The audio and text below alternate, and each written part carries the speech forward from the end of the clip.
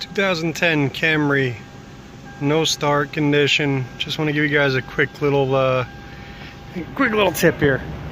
Out there, I don't know if I can get it in view, but I'm gonna try. There's a vacuum pressure gauge. I'm gonna crank it.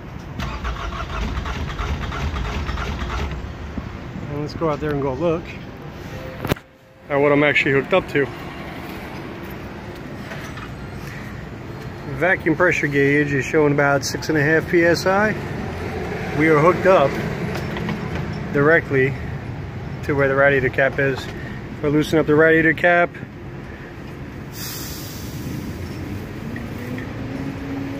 there is only one way. It would be a head gasket. And I would love to know what all that nonsense in there is. But the tip off to this was cranking it. I watched the overflow bottle start to gurgle just by cranking. So there you are, quick tip.